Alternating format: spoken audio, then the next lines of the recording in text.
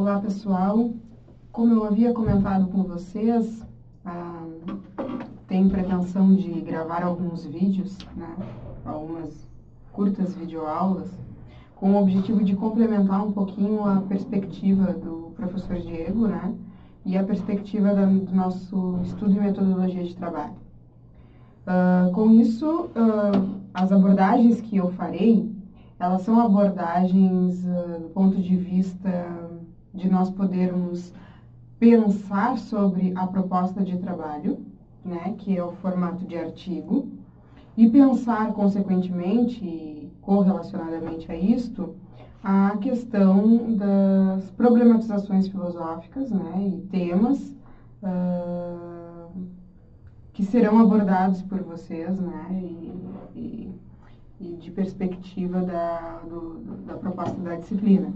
Então, essa videoaula, ela tem como objetivo maior justamente elencar alguns problemas, né, com base em algumas filosofias dos principais clássicos aí da modernidade que a gente vem estudando. Hoje, particularmente, nós vamos ver algumas coisas da filosofia moral de David Hume, né, e a correlação. A gente vai perceber que pretendo aqui mostrar ou tentar alertar, não mostrar, né, porque não é uma tentativa de solução, mas mostrar algumas problemáticas que podem surgir, sobretudo se nós relacionarmos aí a questão da política e da ética humeana com as explicativas que ele faz também em torno e proposta da sua teoria do conhecimento. Então, basicamente, a gente tem como fundamento aí o Tratado da Natureza Humana, né, sobretudo para falar de moral em Hume, né, onde ele aborda de maneira geral e aspectos do seu interesse pela moralidade e o porquê disso, utilizando-se então das explicações de muitos conceitos epistemológicos da sua teoria. Tá? Eu inicio com duas frases famosas de David Hume, que ele fala que, cito, né, a razão é escrava das paixões, e uma outra citação que provém desta também, né, de que a razão jamais pode se contrapor à paixão na conduta da vontade. Então, nós temos duas citações aqui que possuem âmbitos, papéis explicativas diferentes, né, que foram dadas em contextos que podem ser pensadas num propósito diferente, né? A razão escrava das paixões, ela pode ser vista e pensada do ponto de vista exclusivamente da teoria do conhecimento em Hume, e a segunda frase, a razão jamais pode se contrapor à paixão na conduta da vontade, além de uma posição da teoria do conhecimento, também do ponto de vista da moralidade. Por quê? Porque aqui nós estamos trabalhando com um atributo muito importante em Hume, que é o conceito de paixão, mas, sobretudo, este conceito no viés, na explicativa de uma conduta da vontade. Então, uma ação desempenhada pela vontade do sujeito. Pois bem, nesse sentido, né, quando a gente fala, então, nas ações do indivíduo, na vontade, aquilo que é interno ao indivíduo, que impulsiona ele a agir, a gente está no âmbito prático da filosofia, sobretudo no âmbito da moralidade. Né? E o viés aqui é mostrar algumas problemáticas, até mesmo para complementar, ou quem sabe a gente perceber se há possibilidade de correlacionarmos essas problemáticas àquilo que as videoaulas do professor Diego, por exemplo, mostraram, né? Que era a questão da autoridade, o que Hume poderia pensar neste âmbito, né, de autoridade política, de legitimidade política, a questão do pacto social, né, a importância disso para ele, a distinção, então, entre um estado de natureza e a ideia de pacto social e o sistema positivado do sistema político, né, o que pode se relacionar. Por quê? Porque nos dois âmbitos, o que a gente tem em comum? A ação do indivíduo. Né? Aqui, mais particularmente, eu quero trazer a questão de que o que para Hume move a ação do sujeito. O que move o sujeito a agir, né, para Hume. Já adianto, então, justificando um pouco essas citações iniciais que eu trouxe, que para Hume os motivos da nossa vontade são internos, tá? Dados as nossas paixões e emoções. Pois bem, vamos fazer uma breve distinção aqui, né, em relação à filosofia prática de Aristóteles, por exemplo, né, que nesse quesito podemos fazer uma analogia, tá? De que os motivos da nossa vontade serem internos a nós é uma coisa que se estabelece muito próximo a uma filosofia moral de Aristóteles, né? Aristóteles também vai trazer os conceitos de disposição, de desejos, né? A vontade já é um termo mais contemporâneo, de desejos, né? Daquilo que me move a agir, com base no quê? Numa racionalidade dos meios para encontrar esses fins. Então, a proposta da filosofia moral aristotélica é baseada, é fundamentada na racionalidade. Então, embora essa questão dos atributos internos serem aquilo que move o agente a agir, serem parecidos, né, em Aristóteles e Hume, há uma diferença substancial, que é o quê? O papel da razão. Hume, então, ele nega, absolutamente ele nega, e aqui esse absolutamente a gente também precisa fazer um parênteses, né, mas ele nega a razão, tá, no sentido dela ser prática, no sentido dela servir como uma deliberação para o sujeito agir, no sentido dela ser o princípio motor, né, das disposições e das deliberações do agente. Né? Então, ela seria mais guiada pela vontade. E a vontade em Hume não tem um grau de dependência com a racionalidade, muito pelo contrário. Ele vai querer explicar a moralidade através dos sentimentos. Tá? E aí a gente tem toda uma questão para retornar, né? Que a gente viu no semestre passado, em História da Filosofia Moderna, que era, né, a concepção da teoria do conhecimento em Hume e os principais conceitos em torno dessa teoria do conhecimento que percebam, tem relação com a moralidade, com a explicativa da moralidade, né, do sentido de moralidade em Hume, e que são importantes serem retomados.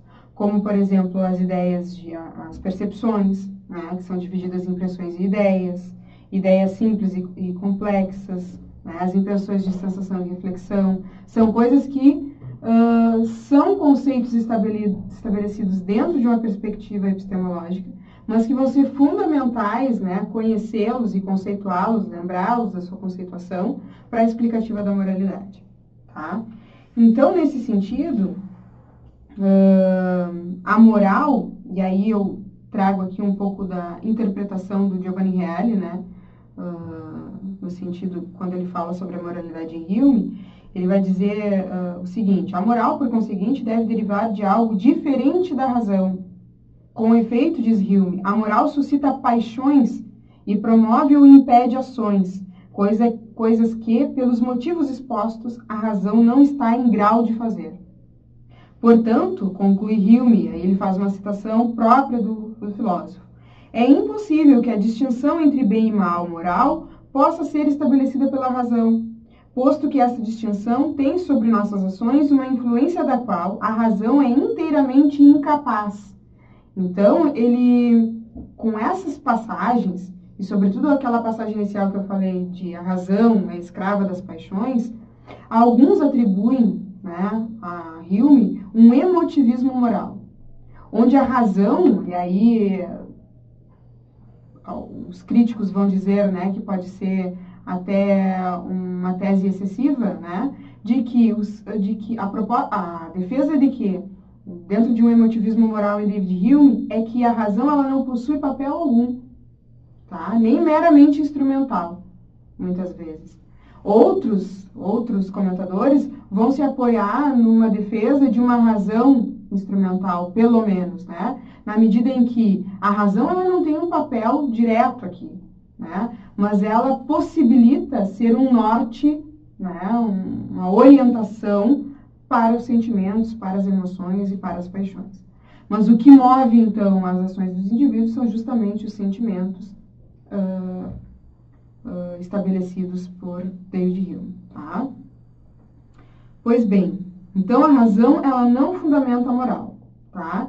Uma outra perspectiva é, então, que o fundamento da moral é o sentimento, né? E aí fica a pergunta se esse sentimento serve de fundamento para a moralidade e se serve, que como a gente está pressupondo aqui que serve, né, uma defesa de David Hume, de que modo serve, né? E em que medida essa justificativa, essa argumentação, não cai, né, em contradições, né? Até mesmo pelo fato da observação das ações humanas, tá? Com isso, ele, seguindo um pouco aqui, um pouco mais a linha, né, estabelecida e interpretativa do Giovanni Reale, ele diz o seguinte: a virtude provoca um prazer de tipo particular, assim como o vício provoca uma dor de tipo particular. De modo que, se conseguirmos explicar tal prazer e dor, explicaremos também o vício e a virtude. Lembra um pouco essa passagem da questão aristotélica de vícios e virtudes, né? Mas aqui ela tem uma explicação diferente, porque ele vai dizer que o que move, né, o que fundamenta a moral é justamente os sentimentos que nós temos diante das ações que nos são estabelecidas, ou que a gente observa, ou que nos são imputadas, né? E o exemplo de prazer e dor, né, indignação, aversão, são tipos de sentimentos que mostram, de certa forma, o bom ou o mal moral, tá? Então, é nessa linha, nessa perspectiva que ele vai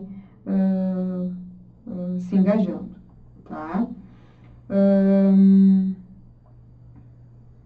O termo simpatia, em Hume, tá, também é um termo importante, sobretudo porque ele é visto como uma antítese da visão pessimista de Hobbes, tá? Então, ele dá papel a uma interioridade subjetiva do indivíduo, né? E que isso, de certa forma, justifica as ações dele, né? Hobbes já é totalmente pessimista, ele já desconsidera qualquer sentimento interno do indivíduo como responsabilidade, né, e justificativa para as ações dos indivíduos. E parte do pressuposto, então, de princípios gerais aos quais devem ser estabelecidos e que os indivíduos merecem uma obediência, né, segundo uma autoridade e legitimidade do soberano, e é isso. Tá? Então, nesse sentido, a perspectiva, né, de Hume, muitas vezes também chamado, né, e interpretado como um cético, né, e um cético aqui moderado, porque, né, ele não desacredita totalmente, ele desacredita da razão, mas ele fundamenta, né, a sua filosofia em uma outra perspectiva, que é justamente a posição filosófica, né, naturalista, dos conceitos, né, dessa posição filosófica naturalista. Tá? Pois bem, com isso, com essas indagações, queria trazer mais uma passagem, né, que é essa questão do Hume ser um cético moderado, né, justamente por poder beneficiar o gênero humano, né, visto que consiste na limitação de nossas investigações aos temas que melhor se adaptam às limitadas capacidades do intelecto humano. Então, ele diz que as capacidades do intelecto humano são limitadas. Então, a gente não pode atribuir um grau exagerado de responsabilidade para a razão, né, dado também todas as ações e consequências que são possíveis de verificação conforme as experiências que se tem. Tá? Bom, com isso, eu levanto alguns problemas, né, que podem auxiliar também, então, a pesquisa de vocês, né, justamente, mais uma vez, justificando aqui, né, a proposta dessa videoaula, que é justamente isso, levantar problemas, né, que é o objetivo da filosofia também, que muitas vezes, dadas essas indagações, dadas essas pequenas reflexões, a gente muitas vezes consegue suscitar, né, aquilo que nós desejamos depois de estudar e avançar nos nossos estudos. E como o objetivo dessa disciplina nesse semestre é um artigo, eu pensei ser importante, então, trabalhar com essa metodologia, ok? Então, alguns problemas em relação a isso, né? Por que devo ser moral? A existência da obrigação sem a existência da razão prática. Há possibilidade disso? Há possibilidade de haver a existência da obrigação sem a existência da razão prática? Nós estávamos muito acostumados, sobretudo se tratando de filosofia prática, né, de ter nestes filósofos a justificação, né, da sua teoria moral, da sua teoria política, embasada em aspectos racionais. E agora a proposta é completamente diferente. Tem como isso acontecer? É possível. É possível não ficar apenas no plano teórico, né, de demonstração dos conceitos, demonstração da natureza humana, né, e realmente, a partir dessas ideias, né, desse sentimento, das percepções em que Hume trabalha e defende, conseguir avaliar moralmente, porque, na verdade, a moral ela tem como estabelecido perguntas gerais que servem, né, em grandes tomadas, que é como eu devo agir. Né? E essa perspectiva de responder que a moralidade ela está centralizada nos sentimentos possibilita isso? Tá? Fica o questionamento. Hume é um emotivista moral? O que significa defender que Hume seja um emotivista moral? Tá? As questões, né, que estão para além, né, dos mecanismos das paixões, ou o que seja esse termo, paixões em Hume, que basicamente estabelece um pouco da sua base teórica para fundamentar o problema da moralidade, né? E o problema moral é o problema da motivação para agir moralmente, né? Talvez, se isso é um problema, ou se isso é um pressuposto da filosofia humeana, né? Que muitos defendem que ele trabalha dentro de uma psicologia moral, na medida em que ele defende essa questão de sentimentos e não de racionalidade. Né? E os sentimentos morais são naturais ou cultivados e adquiridos? Se são naturais, a explicativa vem de onde? Se são cultivados e adquiridos, a explicativa vem de onde? Né? Então, uma possibilidade, entender as características da natureza humana, as virtudes específicas do domínio moral, entre outros conceitos importantes que muitas vezes estão estabelecidos lá na epistemologia de Hume e que serão importantes para essa abordagem, né, essa perspectiva filosófica do ponto de vista prático, né, da filosofia de Hume. Com isso, para fechar, eu só peço para que vocês retomem as suas leituras, né, façam o processo de reminiscência, sobretudo dos conceitos, né, da posição filosófica naturalista, né, do método experimental de Hume, né, porque esses aspectos experimentais da filosofia naturalística de Hume está estritamente ligado aos assuntos morais. Se vocês verem lá na seção 1 do Tratado da Natureza Humana, é justamente o que ele explana, né, que ali é um texto que trata tanto dos aspectos da sua filosofia naturalística, né, quanto dos seus assuntos morais. Então, a gente já percebe uma relação aí, né, uma evidência de que o que vai comprovar os assuntos morais, né, o que vai dar embasamento para a sua argumentação dos assuntos morais, são esses principais conceitos, como os sentimentos. Né?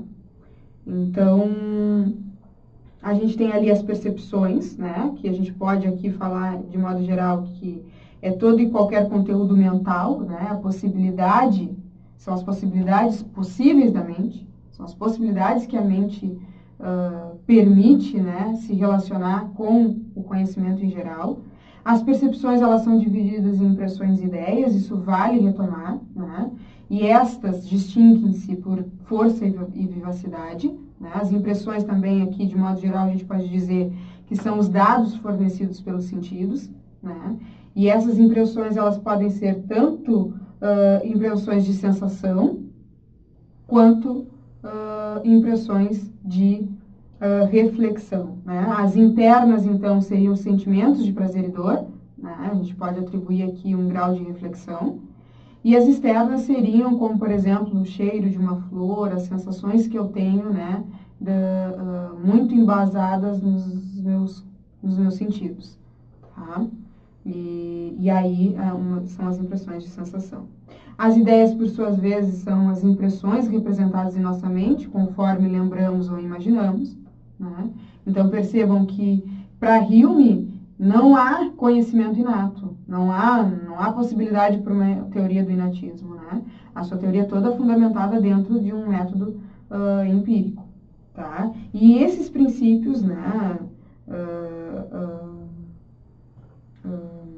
esses princípios e conceitos que eu acabei de mencionar serão de extrema importância a gente ter, né, pelo menos a conceituação deles, para entender, né, um pouco da proposta dele, né, do seu método experimental nos assuntos morais e justificativa que ele dá para esses assuntos morais, que recai a todo momento nesses conceitos. Ok? Nós teremos mais oportunidade de discutirmos, me coloco à disposição para eventuais dúvidas e agradeço a aula de hoje.